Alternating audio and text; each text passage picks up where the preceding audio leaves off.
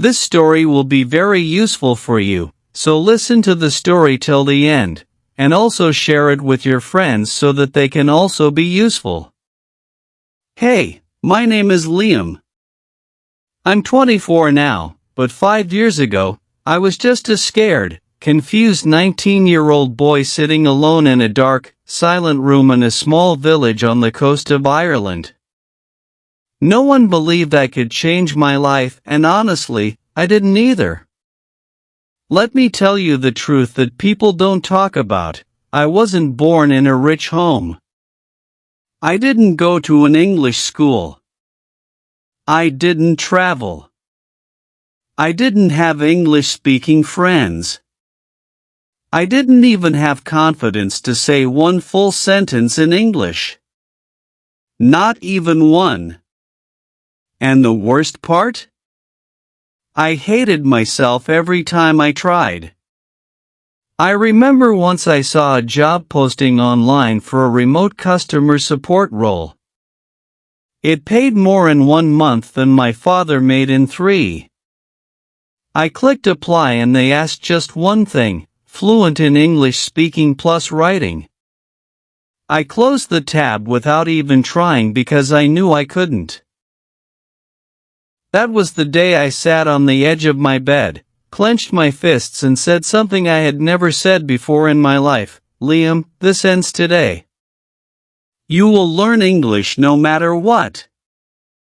And from that moment I started my journey, not from school, not from coaching, not from some big city, but from my own home with no one but myself. This is not a story about someone who got lucky or talented. This is a story about someone desperate to change. So, if you're like me, scared, stuck, silent, I'm telling you there is a way. And it begins like this. Step 1. I created a war room for English. My home, my rules, my world. I realized if I wanted to learn English, I had to live in English. I had no teacher, no guide, no support. So, my room became my school, not just a normal school, a war room. I took a big notebook and wrote, "This is the place where Liam becomes fluent in English." I didn't understand much, but I knew my environment had to change. I labeled every item in my room with English words: chair, table, door, light, pen. My pillow had a note: "Good night, Liam." My mirror said, "You can speak English." My cupboard said, "Open. Learn. Win." I didn't care how silly it looked, because I was building a world where English was no longer a stranger. Every morning, I whispered to myself, "This is not just a room. This is the room where I change my life." I talked to myself in the mirror. "Hello, Liam. How are you today? Today I will learn 5 new words. You are improving. Don't give up." Yes, I made mistakes every single day. I felt embarrassed. But no one was watching. That became my biggest strength. When you're alone, you're free to be bad, and that's when you start getting better. I didn't care about grammar or being perfect. I built an emotional connection with English. I described things around me, asked questions, told myself stories in English. Step 2. I turned my ears into weapons. English became my music. After 1 month in my war room, I could say simple sentences.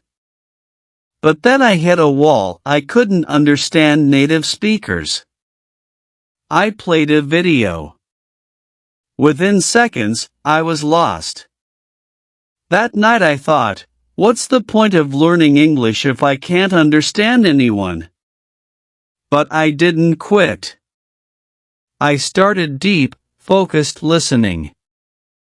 I picked real conversations. I listened to the same video 10 times. The first time I understood nothing. Second time, 2 or 3 words. Third, I paused and repeated. By the 10th, I could guess the next line. One day, walking in my garden, I heard a sentence in my head, "That's a beautiful flower." It was from the video. Now it was living inside me. I wasn't memorizing, I was absorbing. I started listening everywhere while brushing, cooking, folding clothes. My brain was drinking English. I made a rule, no more silence in my home. Only English in my ears. I noticed how kinda became kinda, how I'm going to became I'm gonna. These things weren't in textbooks, they were in real life.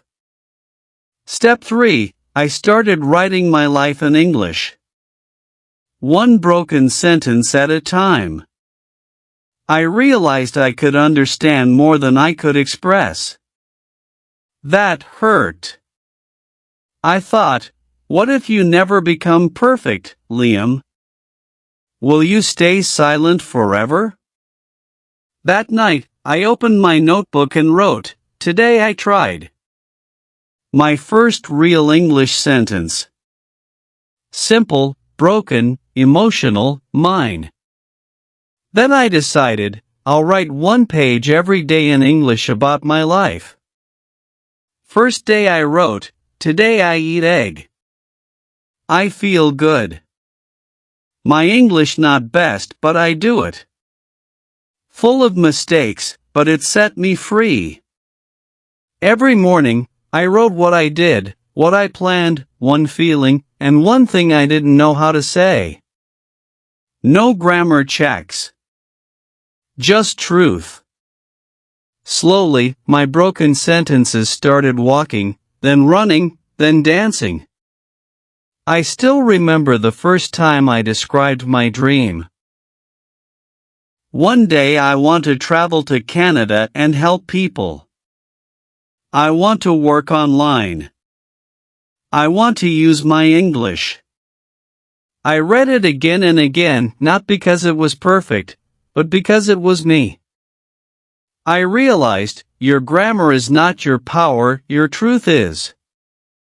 Step 4. I built my English wall, a place where my mistakes lived proudly. I didn't know how to measure progress. So I turned my wall into my teacher.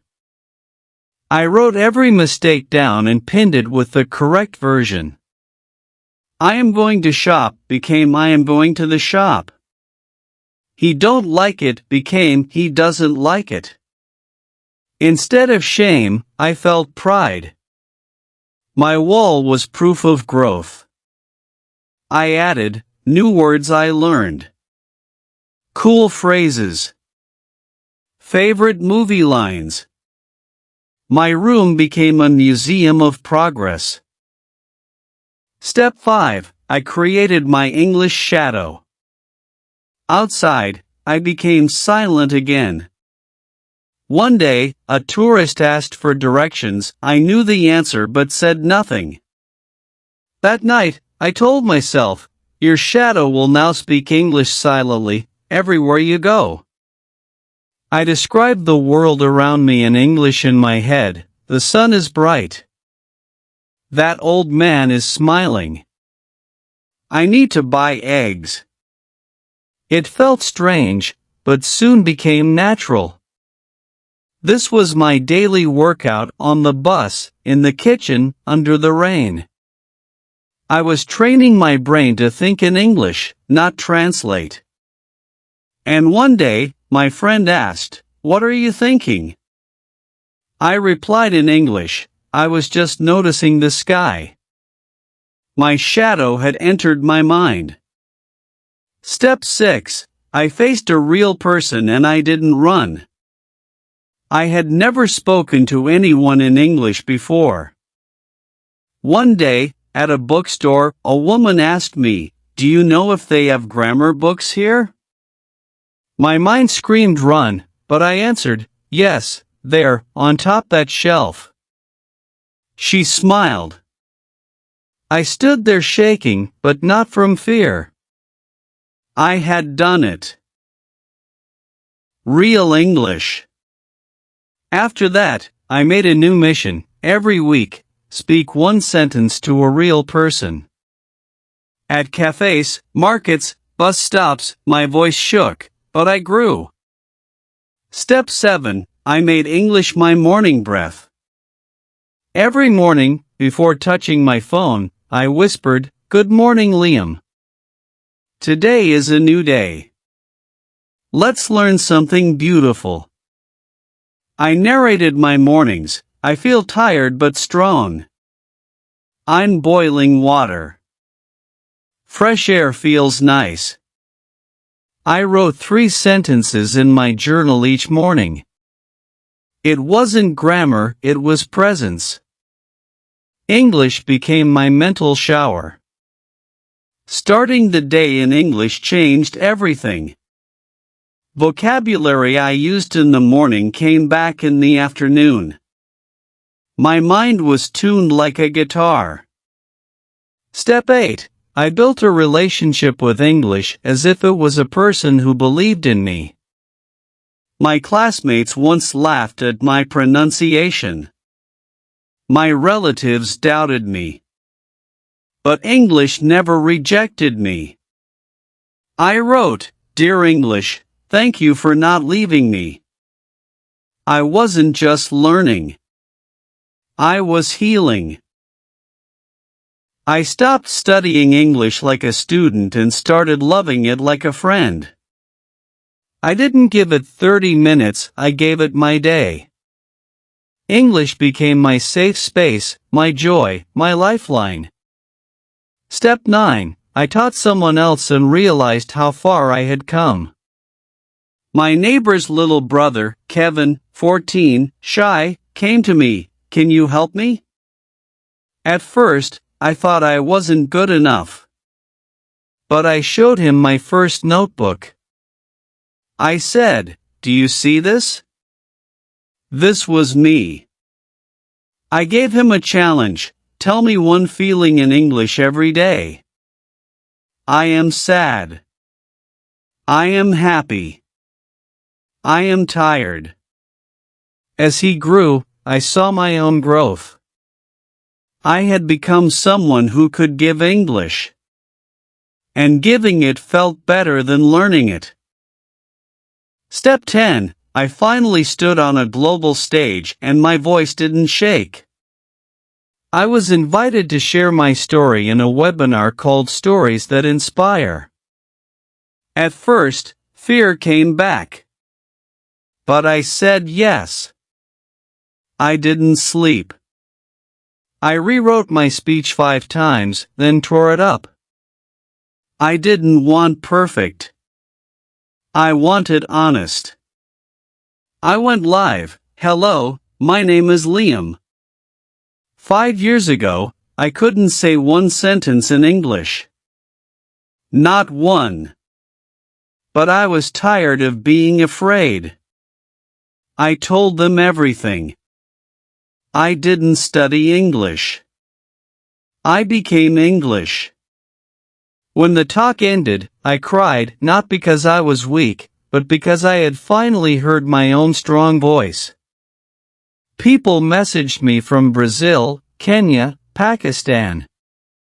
"You are his hero," one mother said.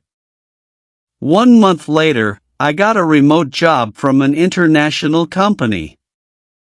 They said, "We don't care about your degree. We care about your story." Now, I help students from 5 countries. I live with peace. Because English didn't just give me a language. It gave me a new life.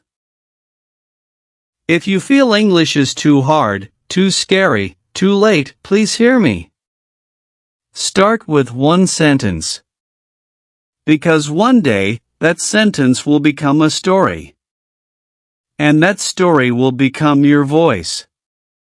And maybe the world is waiting to hear your voice too. If this story touched your heart, don't leave without subscribing. This channel isn't just about English, it's about transformation, courage, and people like you who are ready to grow. So, if you're ready to rise, hit that subscribe button, not for me, but for the future you. The one who speaks with power, lives with pride, and never gives up.